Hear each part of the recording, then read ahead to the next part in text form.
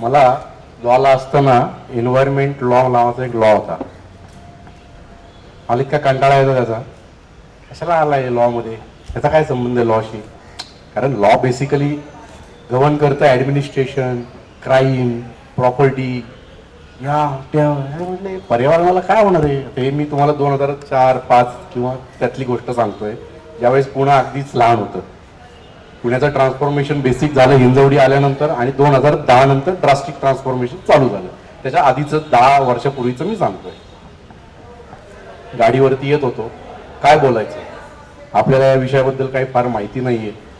आणि मग मला सुचलं की सिलेबस का तयार केला जातो आणि कशासाठी तयार केला जातो. ज्यांनी सिलेबस तयार केला लॉचा, त्यांना माहीत होतं की पुढच्या 20 वर्षामध्ये एन्व्हायरमेंटचेच गंभीर प्रॉब्लेम चालू होणार आहेत आणि त्याच्यासाठी लॉ करण्याची गरज आहे. आता आपली इथं भरपूर जण शिकलेले आहेत, कम्फर्ट झोनमधली लोक आहेत. तुम्ही म्हणाल सर लॉ आहे ना, 100% आहेत. आपले इथं पोल्युशन बोर्ड पण आहे, सगळं आहे, पण त्याची सत्ता अंमलबजावणीचे कायदे नाही आहेत, किंवा जे आत्ताचे असलेले कायदे आहेत ते कमी पडतायत, अपुरे पडतायत.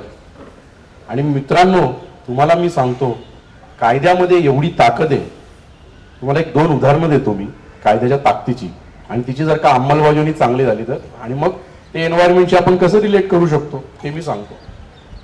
आर पाटील नावाचे गृहमंत्री होते. ते घाटाच्या खाली पनवेलला डान्स बार चालायचे, आणि त्याच्यामुळे घराच्या घर उद्ध्वस्त होत होती. आणि आर पाटलांनी ठरवलं की ते डान्स बार बंद करायचं. एवढी मोठी ती आसुरी ताकद बार चालकांची, इतर नेत्यांचा विरोध, तरी सुद्धा आर पाटलांनी तो लॉ आणला आणि ते सक्सेसफुल करून दाखवलं. दुसरा जो कायदा त्याच काळामध्ये आला तो म्हणजे गुटखा बंदीचा. पूर्वी चौकामध्ये, बिल्डिंग मध्ये गुटख्याचे थुंकलेले सगळे थर दिसायचे, सॅचेट दिसायचे. आता ते तुम्ही बघा, जवळजवळ 80% कमी आहेत. मी असं म्हणणार नाही गुटखा मिळत नाही, गुटखा आजही मिळतो, पोलिसांच्या आशीर्वादाने मिळतो, सगळ्यांना माहिती कुठं मिळतो. पण लॉची ताकद बघा, आज 80% तुम्हाला फरक दिसतोय. तुम्ही इथनं गेल्यानंतर उघड्या डोळ्यांनी बघा, जिथे तुम्हाला गुटख्याचे थुंकलेले थर दिसायचे, सॅचेट दिसायचे, तिथे आता ते 80% कमी दिसत आहे. मग आता आपण परत एन्व्हायरमेंटकडे येऊया. तर एन्व्हायरमेंटसाठी आपल्याला कडक कायदे करण्याची आणि त्याची कडक अंमलबजावणी करण्याची वेळ निघून गेलेली आहे. आता जर का आपण आपल्या कम्फर्ट झोनमधनं बाहेर नाही आलो तर आपण आपल्या सकट आपली मुलं बाळांना मृत्यूच्या दाढेमध्ये ढकललेलं आहे. ढकलणारे वगैरे नाही, आपण ढकललेलं आहे. मग त्यासाठी लोकसंघर्ष काय करू इच्छितं.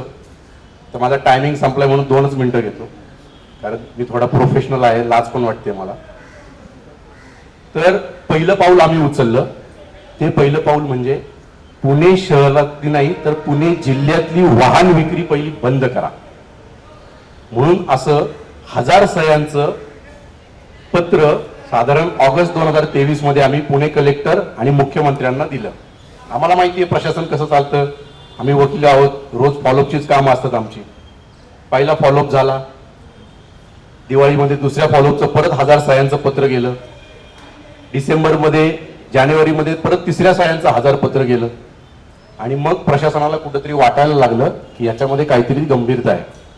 आणि मग महाराष्ट्र शासनाने पुणे RTOला सांगितलं की पुणे जिल्ह्यातल्या वाहनांची स्थिती आणि त्याच्यामुळे होणारा जो सगळा परिणाम आहे त्याचा एक रिपोर्ट सादर करा. मग आता इलेक्शन्स आल्यात, आता आमचं 14,000 सह्यांचं काम चालू आहे.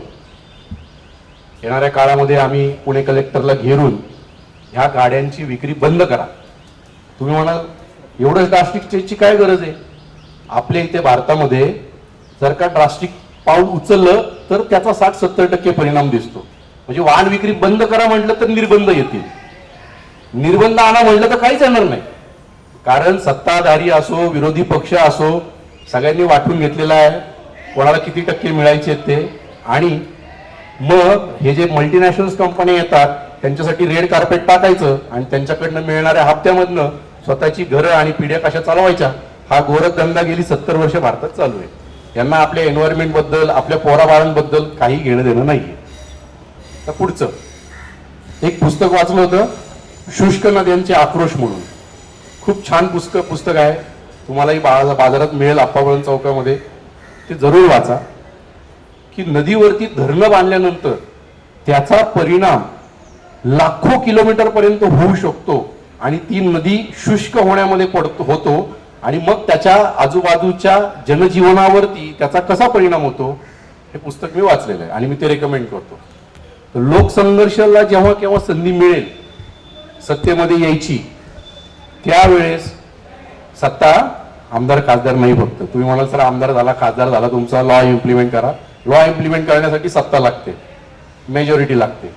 जेव्हा केव्हा लोकसंघर्षाची सत्ता येईल त्यावेळेस स्पेशल ऍक्ट केला जाईल, तो फक्त आणि फक्त नदीसाठी असेल, फक्त नदीसाठी. किती किलोमीटर वरती धरणं बांधायची, किती किलोमीटर वरती बंधारे बांधायचे, पाणी कसं मेंटेन ठेवायचं नदीतलं, त्याच्यातली जलवाहतूक कशी मेंटेन ठेवायची, याच्यासाठी स्पेशल ऍक्ट लोकसंघर्ष पक्षाकडनं आणला जाईल. हे लोकसंघर्षाचं ध्येय धोरण आहे. ही दोनच गोष्टी मी आता सांगू शकतो माझ्या दिलेल्या टायमिंग मध्ये. मला ऐकून घेतल्याबद्दल धन्यवाद.